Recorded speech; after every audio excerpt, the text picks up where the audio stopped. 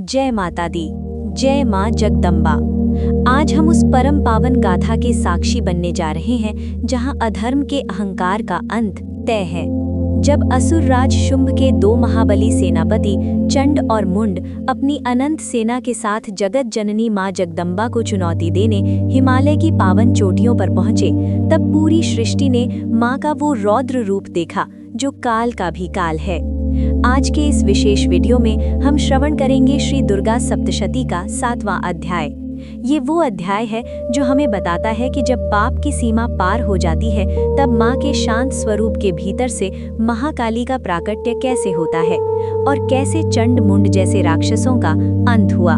तो भक्ति और श्रद्धा के साथ अपनी अंतरात्मा को माँ के चरणों में समर्पित करते हुए आइए शुरू करते हैं माँ चामुंडा की ये विजय गाथा।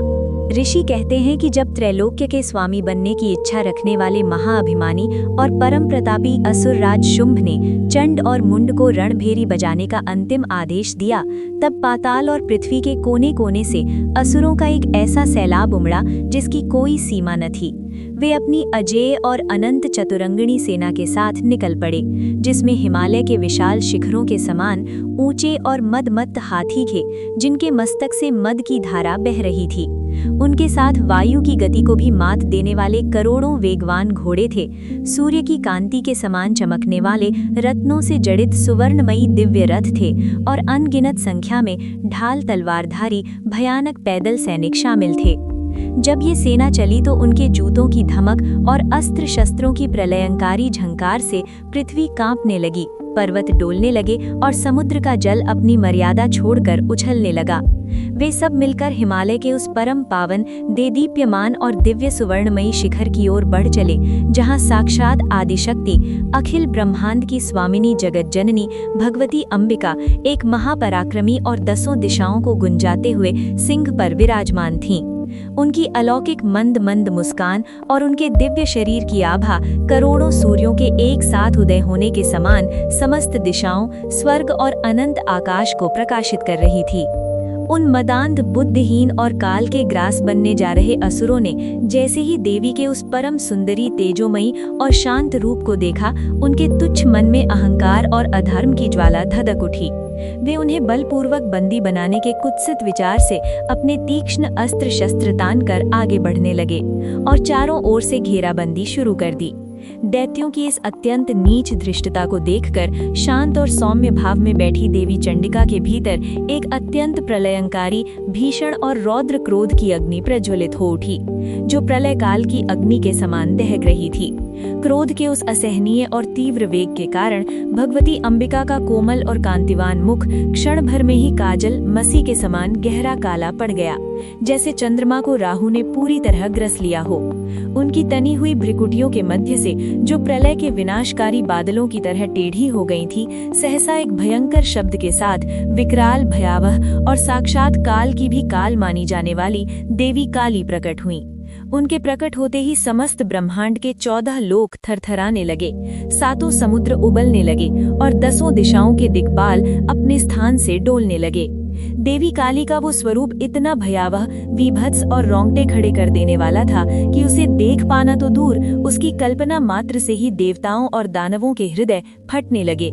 वे अपने हाथों में कड़कती बिजली की तरह कौंधती हुई विशाल खड्ग और काल के फंदे के समान पाश लिए हुए थीं। उन्होंने एक विचित्र और अत्यंत डरावना कपाल खप्पर धारण किया हुआ था और उनके गले में ताजे कटे हुए, रक्त टपकते हुए भयानक असुरों के नर मुंडों की विशाल माला सुशोभित थी, जिससे पूरी रणभूमि में भय का संचार हो रहा था।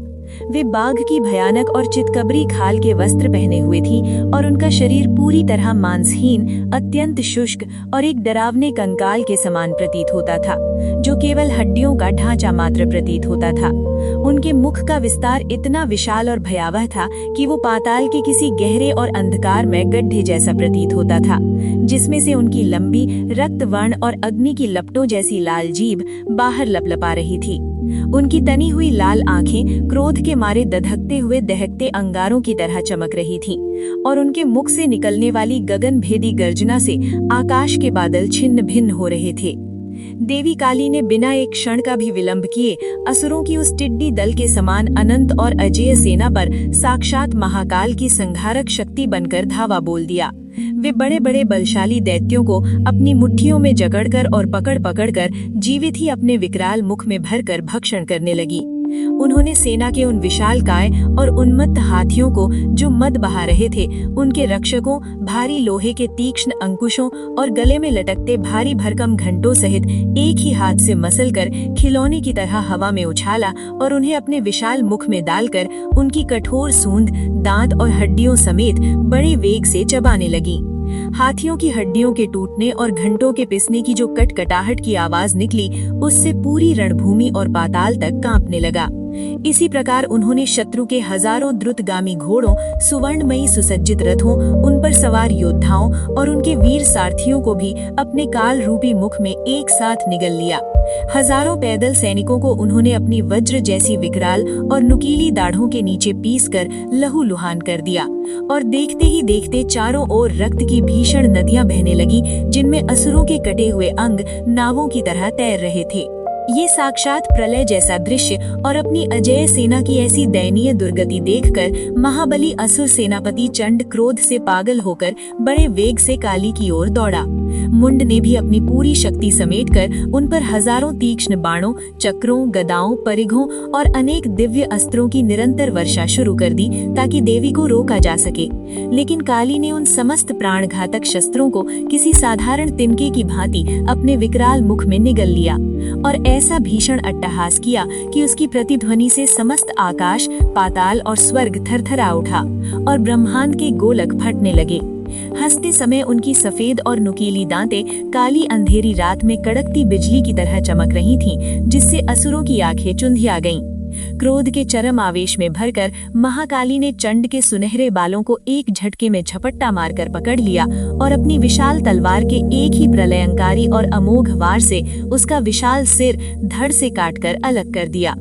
अपने परम मित्र, भ्राता और साथी सेनापति चंड को मिट्टी में मिलता देख मुंड अत्यंत क्रोधित होकर अपनी भारी गदा लेकर काली पर जानलेवा प्रहार करने के लिए लपका, परंतु देवी ने उसे भी बिजली की कौंध जैसी गति से हवा में दबोच लिया और उसे बड़ी निर्दयता से कठोर रणभूमि पर पटककर अपनी तीक्ष्ण खड्ग से उसका भी गला एक ही झटके में काट दिया। चंड और मुंड जैसे अजेय माने जाने वाले पराक्रमी दैत्यों के गर्म रक्त से पूरी भूमि कीचड़ के समान लाल और गीली हो गई। उन्हें धराशाही देखकर और अपने कटे सिरों को भूमि पर लौटते देख बची हुई समस्त असुर सेना में भारी हाहाकार मच गया। वे असुर जो स्वयं को अमर समझते थे, अपने प्राण बचाने की व्याकुलता में अपने अस्त्र शस्त्र, ढाल और ध्वजाएं फेंककर दसों दिशाओं में चीखते चिल्लाते और भय से कांपते हुए भाग खड़े हुए। रणभूमि में अब केवल काली का भयंकर गर्जन, गीदड़ों की आवाजें और चंड मुंड के विशाल निर्जीव शव ही शेष रह गए थे। इसके बाद महाकाली ने उन दोनों महान असुरों के रक्त से लथपथ और मिट्टी में सने हुए कटे हुए सिरों को अपने दोनों हाथों में गर्व के साथ उठाया और साक्षात रणचंडी के रूप में शांत भाव से बैठी देवी अंबिका के समीप पहुंची। उन्होंने बड़े गौरव से एक भयंकर अट्टहास करते हुए देवी अंबिका से निवेदन किया, हे देवी, चूंकि मैंने इस भीषण युद्ध क्षेत्र में चंड और मुंड का ऐसा समूल और प्रलयंकारी संहार किया है और उनके कटे हुए सिर विजय के प्रतीक के रूप में तुम्हारे दिव्य चरणों में भेंट स्वरूप प्रदान किए हैं, इसलिए आज से समस्त लोकों, वेदों, पुराणों, शास्त्रों और भक्तों के हृदय में तुम्हारी महिमा और पूजा चामुंडा के नाम से प्रसिद्ध होगी। समस्त संसार के भक्त इसी परम शक्तिशाली, सर्व कल्याणकारी, ममतामयी और शत्रु विनाशक नाम से युगों युगों तक तुम्हारी आराधना, वंदना और स्तुति करेंगे और जो भी इस नाम का स्मरण करेगा उसके शत्रुओं का नाश होगा। भक्तों, ये थी श्री दुर्गा सप्तशती के 7वें अध्याय की वो अलौकिक गाथा जहां मां काली ने चंड और मुंड का संहार कर चामुंडा नाम प्राप्त किया। हमें पूरा विश्वास है कि मां की इस अद्भुत शक्ति और भक्ति ने आपके हृदय को अदम्य ऊर्जा और असीम शांति से भर दिया होगा। अगर आपको आज की ये पावन कथा पसंद आई हो तो इसे लाइक करें और अपने प्रियजनों के साथ शेयर करना बिल्कुल न भूलें, ताकि मां की दिव्य कृपा और आशीर्वाद सब पर बना रहे। ऐसी ही भक्तिमयी और आध्यात्मिक कथाओं से निरंतर जुड़े रहने के लिए चैनल को सब्सक्राइब करें और कमेंट्स में अपनी हाजिरी जय मां चामुंडा लिखकर जरूर दें। माँ भगवती आप सभी का कल्याण करें। मिलते हैं अगले अध्याय में, तब तक के लिए प्रेम से बोलिए जय माता दी।